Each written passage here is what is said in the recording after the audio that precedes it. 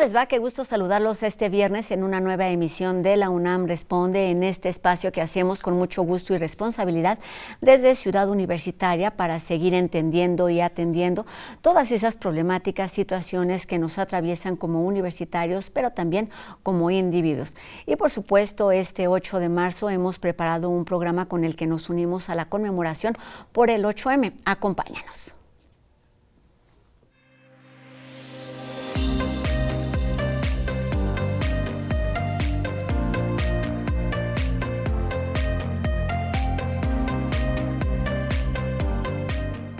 Esta tarde de 8M nos vamos hasta el Museo de la Mujer de la UNAM, el único espacio en el país que abrió sus puertas un día como hoy en el 2011 con el objetivo de visibilizar el quehacer de las mujeres y sus contribuciones a lo largo de la historia. En este espacio actualmente se presenta la exposición Compartir es Vivir, con obras creadas para el espacio público por 15 artistas de 6 países, centrada en la reflexión, el compromiso y la acción e intervención artística. Y bueno, para platicar sobre esta propuesta, damos la bienvenida aquí en las instalaciones de TV UNAM a Fabiola Osorio, quien es coordinadora en México de Compartir es Vivir. ¿Cómo estás, Fabiola? Muy bien, muchísimas gracias, Rosa, por la invitación para compartirles sobre esta experiencia de Compartir es Vivir. Exactamente, y para ello también saludamos a la distancia a Lorena Wolfer, que como sabemos es artista y activista cultural y además una de las artistas que colabora en esta muestra. ¿Cómo estás, Lorena? Buenas tardes. Hola, buenas tardes, Rosa. Gracias por la invitación y hola, Fabiola, también. Pues muchas gracias por estar aquí a ambas para hablar de mujeres, de arte, de compromiso, pero también de lo que se puede hacer de una instancia tan importante como es la creación. Comencemos por entender y por conocer un poquito de la historia de esta exposición, porque es importante entender el contexto en el que fue creada. Sí, bueno, la exposición Compartir es Vivir fue creada precisamente pensando en el espacio público. Las obras se querían exponer en el espacio público para que las mujeres se apoderaran y se adueñaran también de las calles, del espacio público. Nosotras no solo debemos estar en lo privado, sino también estamos ya presentes en el espacio público. En ese sentido, surge en el marco del Día Internacional de la Eliminación de la Violencia contra la Mujer y lo que promueve es visibilizar sobre este tema y conocerlo desde diferentes perspectivas, la violencia, la discriminación y la desigualdad de las cuales somos objeto todavía las mujeres. Esto sucedió en España y ahora se presenta en México y va a tener una itinerancia todavía por otros países y vamos a hablar más adelante de esto. Pero Lorena, cuéntanos cómo fue la invitación y un poquito de la propuesta que tú estás, con la que estás colaborando para esta exposición que primero fueron puestas en el espacio público. Pues esta es una muestra organizada por Yolanda Herranz y por Celeste Garrido en España. Ellas nos convocaron a este grupo de artistas a producir proyectos que interpelaran, digamos, en el espacio público, como bien decía Fabiola, en torno a las violencias y a las discriminaciones que vivimos las mujeres en nuestros entornos, ¿no? Para mí, en ese momento, que era pues un momento a la mitad de la pandemia, yo estaba trabajando en un proyecto que se llama Diarias Global, que tenía que ver con invitar a las mujeres a que compartieran 4 imágenes sobre su día a día en un proyecto en línea para registrar el impacto diferenciado de la pandemia en nuestras vidas, ¿no? En las de las niñas, las jóvenes, las niega la mujeres. Violencia, nos propone el afecto y la no agresión, formulando la reivindicación de un futuro compartido. Estoy oyendo un audio que no sé si es parte de... Exactamente, no debemos escucharlo, corresponden a las imágenes que estamos viendo en este momento, pero te escuchamos a ti en primer plano, Lorena. Okay, ya, buenísimo. Entonces, estaba trabajando en Diarias Global, este proyecto que, repito, buscaba recabar a nivel global imágenes de el cotidiano de niñas, jóvenes y mujeres en el mundo para registrar el impacto diferenciado de la pandemia en nosotras. Sabemos que las mujeres y los cuerpos feminizados vivimos la pandemia de una forma muy distinta que quienes se identifican culturalmente como hombres. Y en el caso de este proyecto, lo que yo quise hacer fue, porque era en España, enviar imágenes que tenían que ver justo con el 8M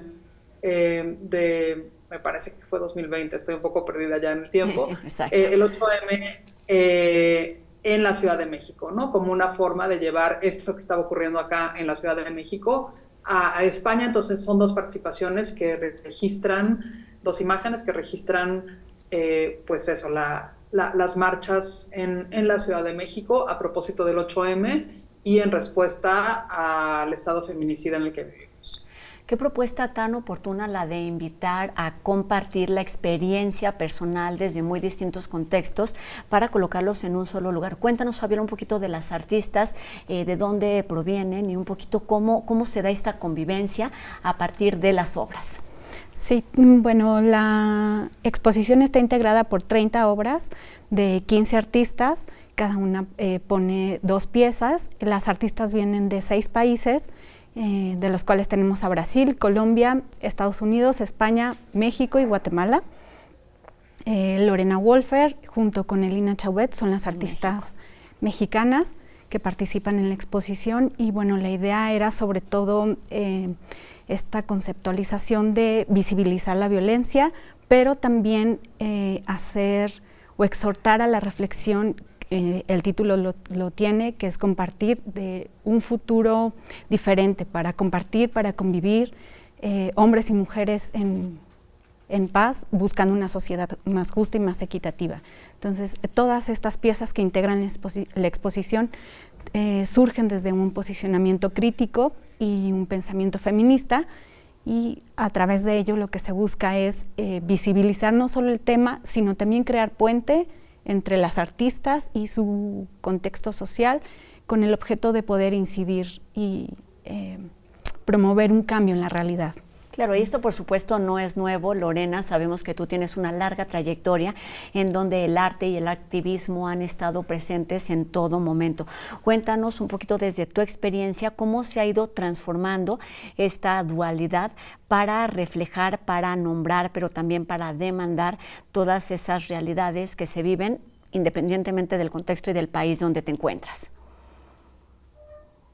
Pues yo creo que, digamos, siempre no sé, recuerdo la frase de Araceli Osorio, de la mamá de Lesbi, Berlín Rivera Osorio, asesinada pues justo en Ciudad Universitaria, cuando dice, tendríamos que estar haciendo otra cosa, ¿no? Tendríamos que estar tomando un helado. Quienes nos dedicamos a trabajar en torno a las violencias, pues no elegimos hacerlo, ¿no? Estamos respondiendo a los contextos en los que vivimos y a las condiciones que marcan estos contextos, ¿no? Es decir, a eso que enfrentamos en el día a día, tanto nosotras o nosotres como nuestras hijas, nuestras hermanas, nuestras madres, nuestras amigues. Y en ese sentido, las propuestas que se han lanzado desde el arte para hacer frente a las violencias transfeminicidas, pues tienen ya un largo camino andado, ¿no?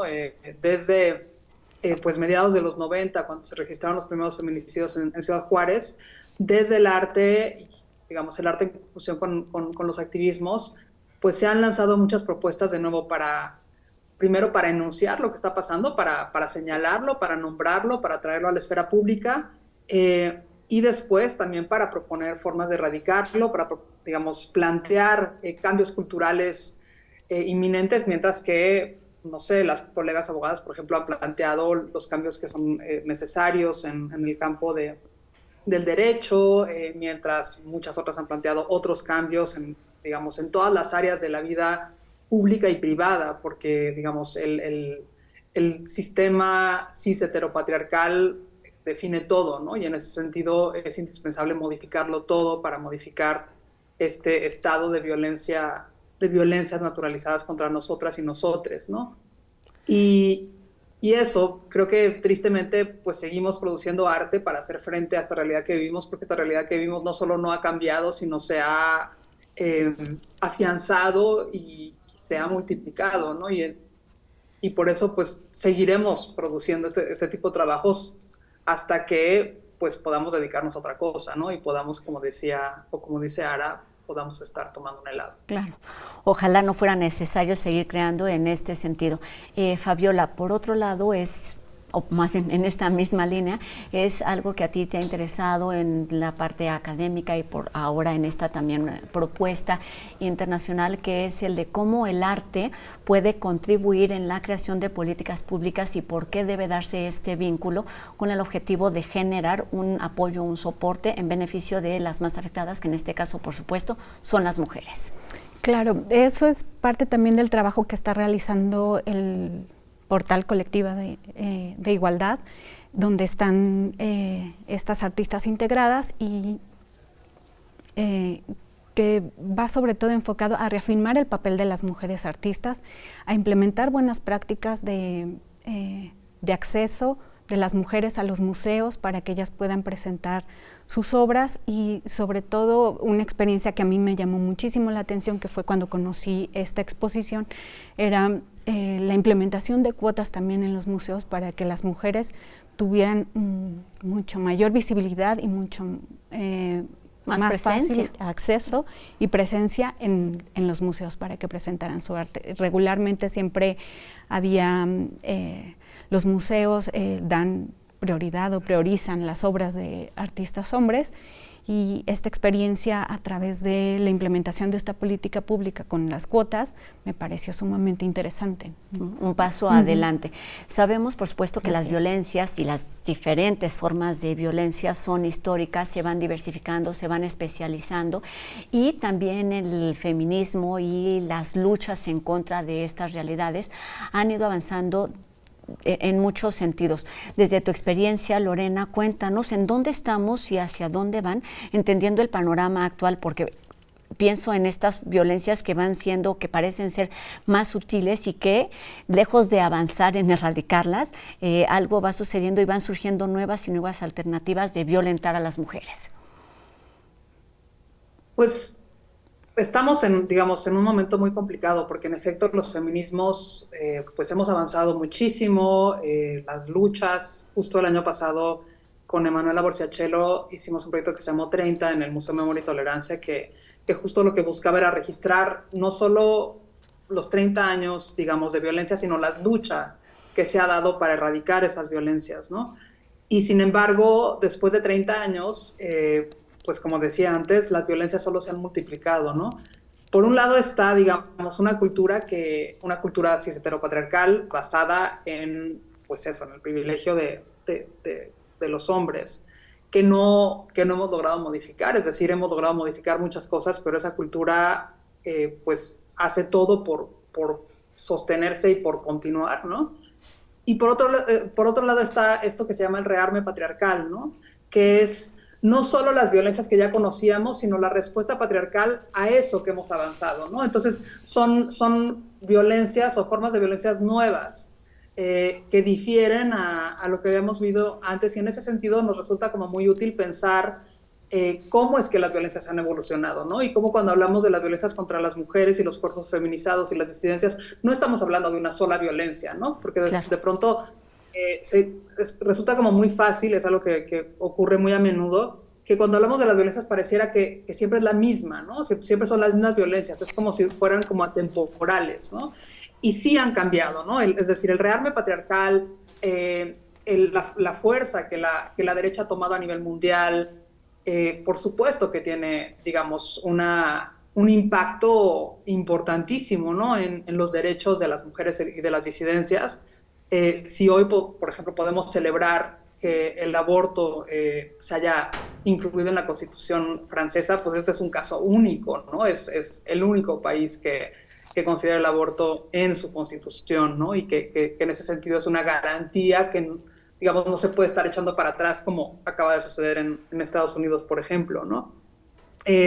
Entonces eso es un momento muy complicado. Es en México, yo creo que pues un momento decisivo, porque además desde los feminismos, digamos, los feminismos se han transformado también en un lema vacío, en un lema pasteurizado, que de nuevo, si bien han logrado como llegar a muchos lugares, de pronto esos lugares producen poco, ¿no? Producen poco en términos de los cambios, porque, repito, nos siguen matando, ¿no?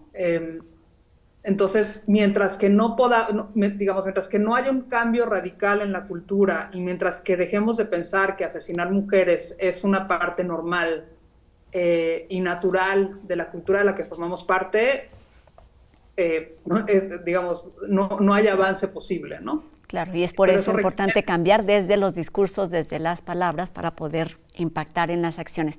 Lorena, en este sentido, te quería preguntar justo sobre la iniciativa o la propuesta de la misma exposición. En medio de este contexto, de estas violencias y de estas luchas, Compartir es Vivir tiene el objetivo de vincular, de hacer o de enviar un mensaje de paz entre hombres y mujeres, sabiendo además que los hombres son en su mayoría quienes asesinan y quienes violentan a las mujeres. ¿Cómo lo entiendes? Yo creo que hay un error también yo no creo en un mundo dividido en dos géneros, o sea, en un mundo binario en donde hay dos géneros que son hombres y mujeres biológicamente sustentados, ¿no? Yo creo que vivimos en una realidad completamente distinta en donde hay un acuerdo cultural que ha decidido dividir el mundo de esas dos maneras y que esa división genera en sí misma desigualdades y violencias, ¿no? Y creo que la cultura patriarcal es una cultura de la que formamos parte todas las personas, no está solo cimentada ni sostenida por quienes se identifican dentro de la categoría hombres, digamos, ya sea por sus características genitales, ¿no? Biológicas, o por su adscripción genérica, ¿no? Es algo que sostenemos todas las personas, ¿no? Entonces, en ese sentido, creo que, toca repensar quiénes estamos enunciando qué, cómo, cuándo y dónde, ¿no? Y dejar de pensar que las violencias las produce solo un grupo de personas en contra de otras. Es verdad que buena parte de las violencias contra las mujeres las producen vienen de los hombres, pero ese sistema que permite esas violencias, lo conformamos todas las personas. Y esa transformación tenemos que hacerla y llevarla a cabo todas las personas. No depende, solo de que los hombres cambien y modifiquen sus comportamientos. Por supuesto que la tarea que cae sobre los hombros de ellos es enorme, pero eso implica una modificación cultural que nos atañe a todas las personas. Exacto, que tendríamos que comenzar por repensar la participación y la responsabilidad de todos y cada uno de nosotros como individuos. Para terminar, prácticamente, Fabiola, cuéntanos de los 3 ejes en los que está centrada esta exposición y la invitación a visitarla en el Museo de la Mujer. Claro, bueno, los ejes que están centrados en la exposición es el compartir, el convivir y la reflexión, el compromiso y la acción e intervención. Cuéntanos un poquito de cómo estos ejes están reflejados en las piezas que se exhiben. Sí, bueno, cada una de las artistas, a partir de su experiencia y de cómo, de los acontecimientos y de sucesos que estaban sucediendo en ese momento, cada una de ellas retomó alguna narrativa que parecía importante señalar y visibilizar. Y fue como se empezaron a articular las piezas en este sentido a través de estos 3 ejes. Sobre todo, las piezas están orientadas a hacer reflexionar sobre el tema, sobre los hechos y los sucesos que no solo pasan en nuestras propias comunidades, sino también encontrar y visibilizar esas dinámicas que también se reproducen en otras sociedades o en comunidades externas a donde nosotros nos encontramos, entenderlas y saber de qué manera podríamos vincularnos y abonar a esa discusión y a esa narrativa. Y para terminar, Lorena, quisiera preguntarte sobre, sé que quizás es un lugar común, pero desde tu experiencia, no solamente como artista, sino también como activista, cómo el arte ha permeado en estas nuevas formas de feminismo, en estas nuevas formas de lucha para lograr impactar en donde se debe, es decir, en disminuir, en erradicar las violencias en contra de las mujeres. Perdón. Yo creo que hay proyectos y trabajos que, digamos, que desde el arte han logrado tener un impacto o contribuir digamos, a ganar ciertos territorios que han sido fundamentales. Yo estoy pensando, por ejemplo, en el Tendedero como uno de los proyectos que, digamos, fue decisivo digamos, en ganar o en conquistar nuestro derecho a contar nuestras historias digamos, en torno a las violencias, ¿no? Si pensamos en que hace, no sé, apenas 10 años contar lo que habíamos vivido, porque básicamente todas las personas que nos identificamos como mujeres o que nos hemos identificado como mujeres, como cuerpos feminizados, hemos vivido digamos, una cantidad enorme de violencias a lo largo de nuestras vidas. Hace 10 años contar estas violencias en territorios públicos y privados era algo muy complicado. Hemos conquistado el derecho a contar nuestras historias. Ese derecho, por ejemplo, creo que no lo habríamos conquistado si no hubiera sido por proyectos como el Tendedero, ¿no? O como otros que algunas otras personas hemos realizado a lo largo de los años, ¿no?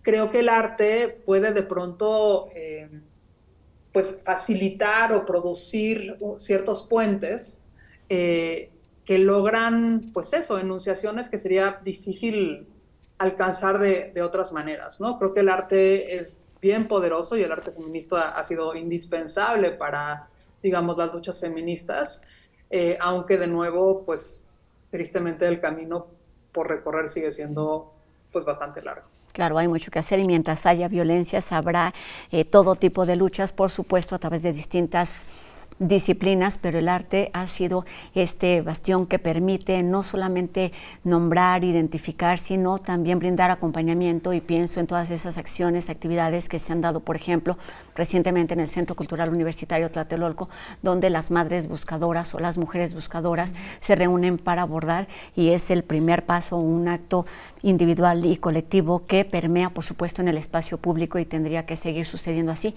mientras existan las violencias. Pues nos quedamos con esta reflexión y además pues invitarlos a todos ustedes a visitar el Museo de la Mujer, en donde se exhibe la exposición Compartir es Vivir durante todo el mes de marzo. El museo se encuentra, como sabemos, en Bolivia 17, en el Centro Histórico, y abre de martes a domingo. Así que muchísimas gracias por esta plática y por esta reflexión a propósito precisamente del 8M. Muchísimas gracias, Lorena Wolfer, artista y activista cultural, por ser parte del programa de la UNAM Responde. Gracias, Lorena.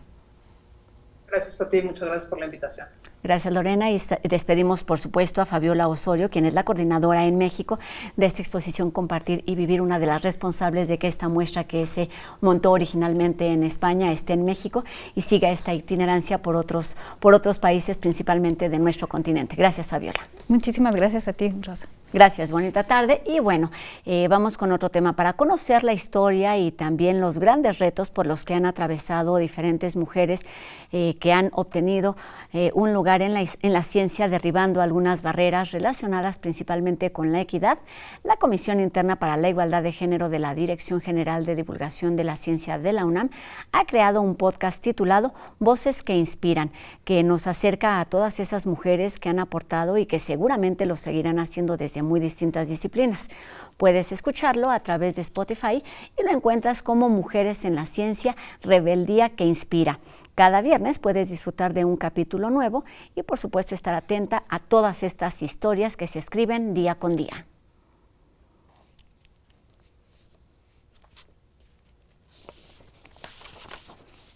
¿Cuál es el impacto y la importancia de que se genere conocimiento científico con una mirada femenina? A propósito del 8M, UNAM Global TV nos presenta la siguiente cápsula.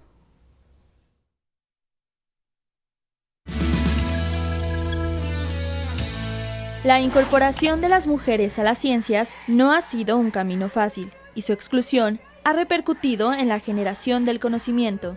Las ciencias con una perspectiva feminista proponen un enfoque que considera la inclusión del análisis de sexo y género en la investigación.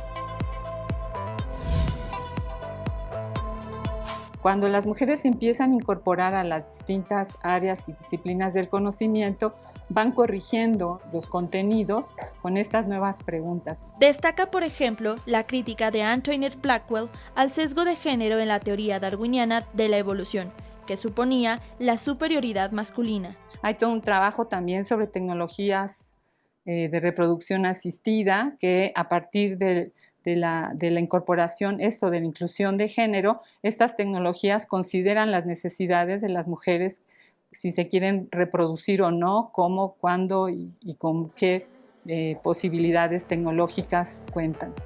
En salud, se ha demostrado que los síntomas en enfermedades cardíacas son diferentes entre hombres y mujeres, permitiendo un mejor diagnóstico y atención para ellas. Cambia la investigación y sobre todo cambia todo el diseño de la investigación, desde el proyecto inicial, las preguntas, los métodos, la observación, la captura de datos, hasta los resultados obtenidos y el análisis que se hace, cambia muchísimo cuando hay una perspectiva feminista de género a cuando no existe.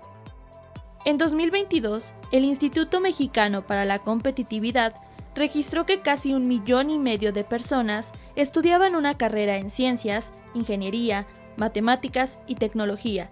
Solo 33.17% eran mujeres.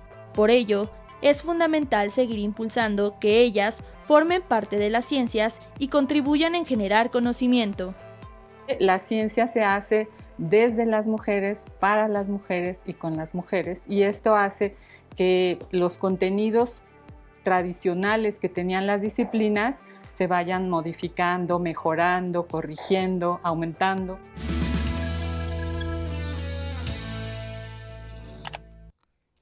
Qué importante y necesario es tener cada vez más miradas, más presencias, más convivencia, compartir de la mejor manera.